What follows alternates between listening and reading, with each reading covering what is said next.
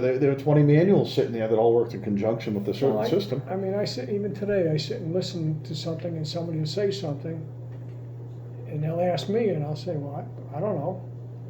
And while they're talking about it, I'll go in and come up with a computer and I'll Google it and I'll go out and I'll look around and I'll walk out and I'll print it out and I'll walk out and I'll hand it to them. Oh, that's what it is. Yeah, you could have done the same thing. I mean, there's stuff that's out there now. Like I say, with Alexa, you could ask Alexa, and this is what Gavin does a lot. You know, his computer, he'll ask the question. He'll be asking me a question, and I'll give him what I think the answer is. That's, well, Google it. He Googles it, gets it, and he comes over and he says, "Oh, look what it is." Yeah. And it is a great resource for information. You still have to be able to process the information. Yeah. You still have to know when you're skimming. You know, you go on to Google and you're looking. You see how you have to kind of know which one to. Well, you got to take a lot of it with a grain of salt too, because some of the questions you ask, you know, especially if you go out there asking medical questions, there's so much information out there. There's so much misinformation out there. When you read it, you got to read it with a grain of salt. It's helping to educate you for yourself to make a decision. Yeah. Which is, it's better than sitting there with books from the 1950s. Yeah. You know, kind of flipping through old. It's quite the amazing tool, and it'll be interesting to see where it goes in the future. Right? We could get one EMP that could wipe out everything. Right? We had I think it was a solar flare back in around 1900 that wiped out, and this was back in the phone company days. It wiped out like all of the resistors. It hit the plant out there, all the wires that were out there, and it blew phones off the wall. It blew transformers up. You remember the little chiclets that were in the downstairs of the resistors for the lightning protect, and it blew all of those up. And they said if that happened today, if we had a similar event, this circuitry inside these small devices is a lot more fragile than what one of those. You talking about solar flares? Yeah, like a type of. What would that do? You'd be back in the Stone Age where people are possibly, how bad would something like that? Yeah. How fragile it is. You know, we've built this. It's neat technology, but it's small and it's fragile. How? Yeah, we got what was it? Stuff. Even as I was going through the military, they were doing something, and somebody got so used to using a calculator, doing his stuff. And when he didn't have access to it, he couldn't do it longhand. He forgot. He forgot. Yeah. Get out of practice. And like I say, in the Navy, I went from a hand key to a speed key. But before I could use that speed key, one of the chiefs I was working with, he said, "I need you to get a Bravo Zulu." A Bravo Zulu is a term meaning excellent on a hand key before you start using that speed key. I want you to become very proficient on that hand key before you start using the speed key. So I had to, like I said, we did a lot back then. We did a lot of international Morse code, very little teletype, very voice. We did a lot of voice, but mostly teletype to get our international Morse code to get messages back and forth. And when I got that Bravo Zulu at one time, I said, "I got the Bravo Zulu, Chief." He let me start working on the speed key. But he wanted to make sure I had enough knowledge and I had enough experience with the hand key before I started using the speed key. How big was the radio box? Like when you would go, how high up on the ship would you be? When you would be in that radio room, were you at the very top of the ship? I was probably on the tanker. I was on the 03 level. There was a couple more levels above me. But were there antennas like right outside your room? Would you be able to? So if you had a problem, would you have to physically go outside? Would you work on the antennas to do stuff? Or did the antennas. Well, if you look at a lot of these ships today, I don't know what they got today because it looks like it's an enclosed box that's floating down the highway. But on the destroyers, you can see them. I mean, any of these older ships, destroyers, most of the on the tanker, there were long wires. And we had a couple of pole antennas, 35-foot pole antennas, And the carriers, they were all 35-foot pole antennas. So when they had flight ops, they used to drop them, hang them Okay. horizontal, so the planes wouldn't run into them. Submarines, when they start communicating, they trail a wire. I don't know what they do in the nuclear subs now, but they would trail a wire to be able to communicate. As an antenna They behind them? serve as Wow. an antenna behind them. Interesting. How did you work with subs a lot? As you were there, would No. subs come up near you? No, very The- few subs. Mostly when first ship I was on was a tanker. We worked with task groups and task force. We were always fueling. We to keep the ships at sea, we fueled them. So you'd be out there with a fleet, Yeah, but you went on cruise? yeah. How many? How many ships would be in it? Well, you get in a task force, there'd be about 2 or 3 carriers and probably a couple of cruisers and maybe about 10 destroyers. And you were the only auxiliary ship. You had the fuel, so you would fuel them, jet fuel for the carriers, black oil for the other ships to be able to run on. And when you run out of fuel, you were the guy that left, went in port, filled your tanks again, and went back out there. You kept them floating at sea. All diesel. Yeah. A lot of diesel. Yeah. This is pre-nuclear, right? Yeah. Were there any nuclear before you retired? Yeah, we had one. The Enterprise, I think, come out was a nuclear ship. She was the only one that could steam constantly, but she still had the fuel. She still needed jet fuel Okay. for, Yeah, you for still. planes. Would your fuel tanker do that too? Did you have jet fuel We had and jet diesel fuel. fuel? We had jet fuel. We had aviation gasoline, and we had black oil. And black oil was what most of the I don't know. A lot of them probably running on nuclear now, but we had black oil. They'd be alongside of us, and we'd just be. As long as the seas weren't too rough, you'd have a carrier to one side and a destroyer to the other. And there'd be a destroyer behind you as lifeguard in case anybody fell. Okay, to So, pick them up, they pick man 'em up. overboard. Yep. How many typhoons? How many hurricanes? So how would you pick that up? Like today, you go on the Weather Channel and you say, oh, there's a We low get weather pressure. messages. You get weather messages, and then if you get stuck, we were coming from Vietnam, going back to Guam, and we got stuck in a typhoon, and we were sending all ships at sea send weather messages out every 6 hours. To the Fleet Weather Center in Suitland, Maryland. So those are the ones. Suitland, Maryland is what sends out weather to ships at sea. Okay. So every 6 hours, all ships at sea send these weather messages out. Well, this is where I'm at. This is what the weather's like. So they send barometric pressure, wind speed, all All of that. that. Okay. So we sent out six hours, and we started getting rough weather and winds and everything. So you start sending out. We reached a point where you're sending it out every 2 hours. Finally, the old man says, "God damn it!" He says, "Tell him we're in the middle of a typhoon." I says, "Captain," I said, "we've been sending them out." He didn't think we were sending the messages out because we weren't. He was asking for a change. So finally, someone come back and said, "Hey, you guys are in the middle of a typhoon. You want to change course?" So I brought the message up to him. He says, "No shit."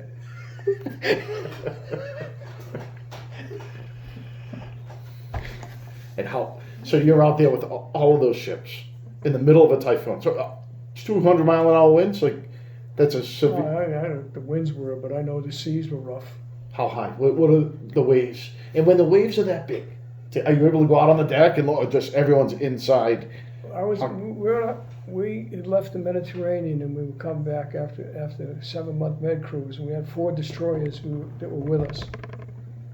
And there was a hurricane coming, building down around Florida. These guys were out of Mayport, so they asked the captain to be able to top off, fill me up, and we're gonna race from Mayport, Florida. We were just outside the Mediterranean. We were on the Azores, so we were way up in the almost North Atlantic. We topped them off. The engineering officer somehow or other talked to captain into ships do economy runs, full power runs, training runs, so they do different stuff for maintenance of the ship and for the stability of it. he talked him into doing a maintenance run, which you're just cruising along at a low speed. We got a hurricane coming. We should have been. We went out on deck, glass. Just take a mirror and put something on it, and that's just what the seas look like. Not a ripple. They look like glass. And the next morning, I slept on the bottom. I got rolled out of my bunk. I went up on deck. I'm in a radio shack. We're looking out. I'm in a mess hall eating breakfast, looking out the port. At one point, all I saw was sky. At another point, all I saw was water. I had to leave to go up forward, up one more level to the radio shack. And when I stepped out, I walked along the edge. When the ship rolled to port, I had to lean over the railing to see the water. When I rolled the other way, all you saw was water. It was about 40, 50-foot waves. We got beat. Captain walked in the radio shack and he asked me about emergency equipment. We had what they call Gibson girls. It was just a box you would, if you had to abandon ship, it was something you would take the life rafts with you. And they communicated on 500, that international call in distress, and 8364, international lifeboat. He asked me if the Gibson girls were working and if the batteries were good enough. And they cut these other things they call prick sixes. They were just walkie-talkies. He asked me if the batteries in them were good and they were working. I says, that bad, Captain? He says, that bad. He says, you got a transmitter up on 500? I says, yes, sir. That's the closest on the tanker in the Atlantic. I got stuck in a Typhoon going from Okinawa to Guam to Vietnam. We got stuck in the middle of a typhoon. And we were taking such a beating, we were rolling stuff. We had trucks in the main deck. And the trucks had chains into the wheels, and the wheels chain went into these clover leaves on the main deck to sort of hold them in place. We were also on that tanker, we were riding out of the water so much, the screws come clear out of the water, so the whole ship would just until the screws went back in the water. The propellers were out of the water, Out of the in water. the back of the ship. Why doesn't the ship crack in half? The expansion joints, you could stand near the expansion joints, you could see them moving out. The expansion joints, I can't remember now, but let's say they could expand to 6 inches and take so much pressure. They were a ½ inch away from cracking. That's how far those expansion joints were moving. So that's why the captain came in, and this was a senior skipper. In the fleet, in the whole Navy? At this time, he was getting ready to go for admiral, so he was a really senior skipper. He had a lot of time at sea. What was his name? And he was scared. I can't remember his name, but he was scared. That's a seasoned man. He's seen a lot of. Yeah. So, in the Typhoon, the captain on the tanker, on the LST. LST now is just a landing ship. They call it a landing ship tank. It's those ships that pull up on the beach. You see the front drop open and trucks drove out and cars and people. So it's flat bottom. It's like a shoebox. Yeah. And we were taking a beating. So he's going to try to turn it so when we were going with the waves instead of into them. And he got on the 1MC, which was the ship speaker throughout the whole ship. Told the crew what he was going to do. He gave the helmsman the order to turn the ship. We started to turn. The wave hit us and we started. The next thing to come over that speaker was the captain. Our Father, who art in heaven. Gave the helmsman the order to return to the previous heading, but he said the Lord's Prayer. And it caught and leveled out and went. He says, gentlemen, I don't give a shit how many trucks we lose. We're not going to try that again. And was the whole fleet going to do that at the same time? Usually, well, with the LSTs in Vietnam, we were usually steaming independent. so Okay. there was no one else around. When I was on an LST, when I was on a tanker and on destroyers, we were always with other ships. We were always in a task. There was task force, task group, task unit, task element. So a task force has 3 carriers, probably 3 light cruisers, and probably about 15, 20 destroyers, and some auxiliary ships. Tanker is an auxiliary ship. Then you go from task force to task group. Task group has probably got a carrier, a cruiser, and maybe 4 or 5 destroyers, and maybe a tanker or maybe an ammo ship or whatever. And task element or task unit doesn't have a carrier. It's got a couple of destroyers. And a task element is probably 1 or 2 ships. So, but you go from a task force, which you got almost this whole 7 fleet, so to speak, together, and you break it down, depending on what you're going to do. But on a destroyer, I can't remember if we were in a task group or not, but we were in other ships. I was a chief then, so I'd been in a while. I was sleeping in the bottom bunk. We took a roll, I went out of the bunk, hit the deck into the bunk of the next chief. And we would tip. And the both of us together. Come on, girl. Come on, girl. Come on, girl. She went back. I said, I said, see you in the morning. She went back to my bunk. Yeah, there's a couple of close calls. So I've probably been in maybe four or 5 hurricanes, but two bad ones, and about 4 typhoons and 2 bad ones. And who makes the decision to go left or right? Is that the captain? Like, so you know you're going into that low pressure. You're going into that. Well, sometimes you don't know. You just you're at sea, and all of a sudden it's coming. And a lot of times, if a hurricane's coming, they send you to sea. They don't leave you sit in port. Oh, they don't want you in port. No. Okay. Better to avoid it, like just ride out the storm. You ride it out. Because if you're going to sit in port, you're going to get slammed against the piers and everything. So they send you to sea. That's a great training exercise if it's not too severe, right? But like you said, you're always preparing. Yeah. But I mean, you don't go to sea and go into the eye of the hurricane. You go to sea and Get away. try to get the hell away from it. You know? But there's times you can't avoid it. You just It's so big. Yeah, it takes up such space. That's why that ship there that sank here a while back, a couple of years back and everything, and I says, he was getting the wrong information. He was going right into it. So he had to be getting the wrong information.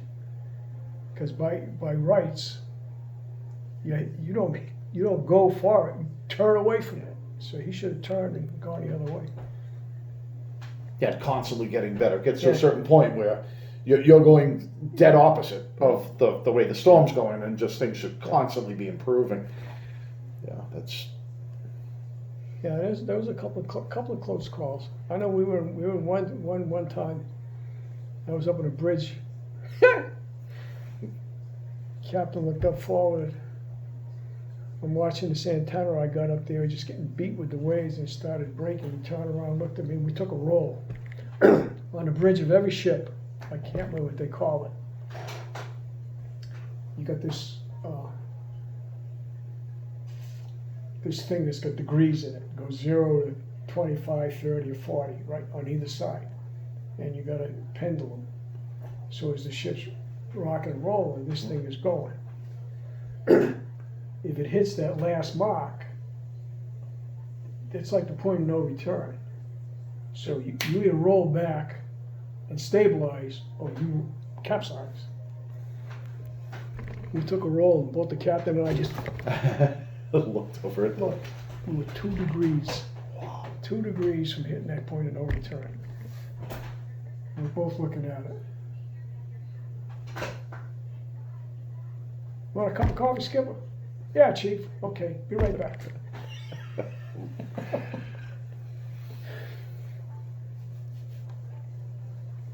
All right, I think that's a good place to stop. What do you think? All right, well, thank you for your time. Again, this is Robert Partridge, and thank him for his time and his experience and his information. And thanks for listening. Yep.